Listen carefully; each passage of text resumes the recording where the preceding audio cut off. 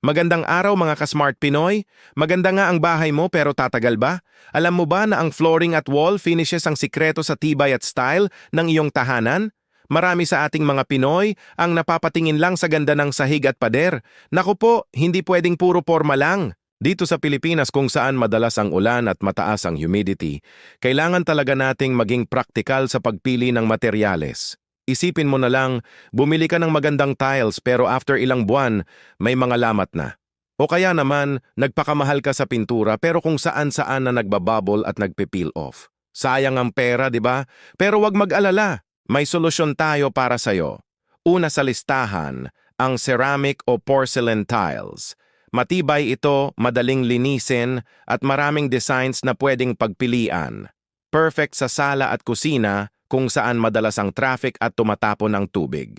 Kung limited ang budget, pwede namang painted concrete finish. Pero tandaan, kailangan ng tamang sealant para tumagal. Simple lang pero pwedeng-pwede sa minimalist na design. Dagdag points pa sa tibay. Para sa mga naghahanap ng quick renovation, subukan ang vinyl flooring at wall panels. Mura, madaling i-install at hindi natatablan ng moisture. Perfect para sa mga nangungupahan o gustong mag-upgrade ng hindi masyadong gastos. Gusto mo ng may personality ang walls mo. Try mo ang textured wall paint or accent finishes. Hindi mo kailangang gumastos ng malaki para magmukhang sosyal ang bahay mo. At kung may extra budget ka naman, natural stone ang suggestion ko para sa exterior walls. Premium tingnan, matibay pa, sulit na sulit sa long term. Pero tandaan mga ka-Smart Pinoy, hindi porket maganda ay practical na. At hindi rin naman porket simple ay pangit na.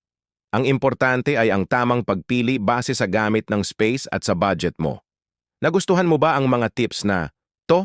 Abangan ang susunod nating video tungkol sa lighting hacks na tiyak na magpapasaya at magpapaganda ng ating Pinoy homes.